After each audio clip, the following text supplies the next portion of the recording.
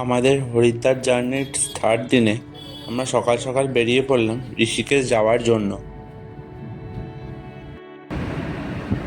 Highway দিয়ে যেতে যেতে পাশে হরিদ্বারের বিখ্যাত সেই গঙ্গার ঘাটগুলো দেখতে দেখতে আমরা যেতে লাগলাম।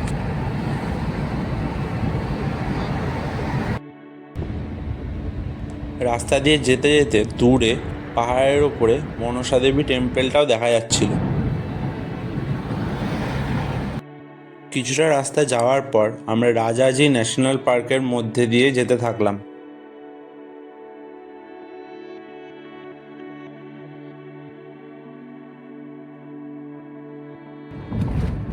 গাড়ি থেকে দূরে কয়েকটা বরফে ঢাকা পাহাড়ও দেখা যাচ্ছিল। হরিদ্বার থেকে প্রায় ৮ ঘন্টা ৪৫ মিনিট গাড়িতে জার্নি করে আমরা পৌঁছে গেলাম ঋষিকেশ।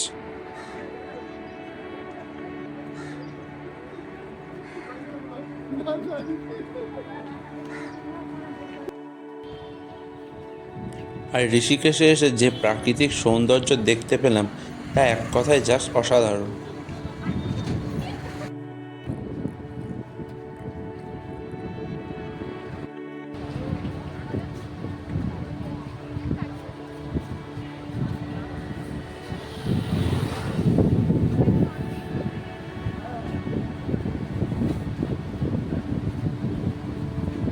পার্কিং লট থেকে এই নতুন তৈরি জানকী ঝুলা ক্রস করে আমরা পৌঁছে গেলাম ঋষিকেশের গঙ্গার ঘাটের কাছে।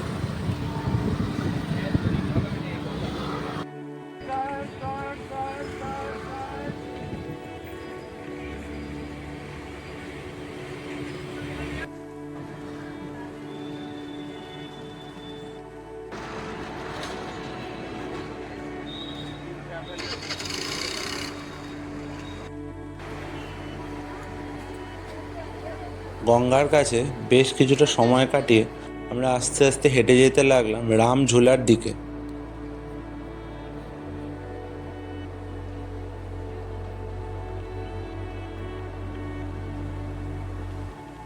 কিছুটা এগিয়ে যেতেই একটা বড় হনুমানজির মূর্তি আমরা দেখতে পেলাম।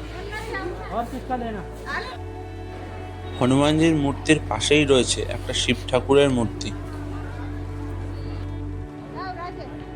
এই জায়গাটায় রাতের দিকে লাইট অ্যান্ড সাউন্ড শো হয়।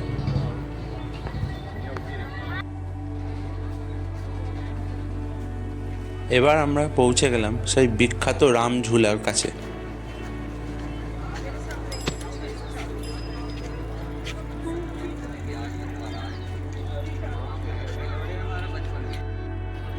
রাম ঝুলায় দাঁড়িয়ে বেশ কিছু অসাধারণ সিনিক বিউটি দেখতে পেলাম।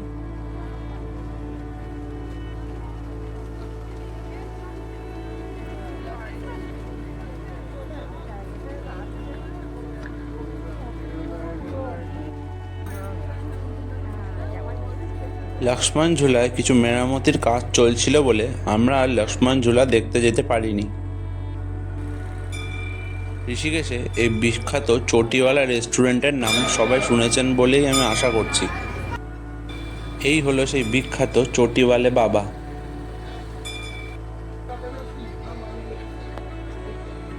এরপর ঋষিকেশের মার্কেটে কিছুক্ষণ শপিং করে আমরা আবার হরিদ্বারে ফিরে গেলাম।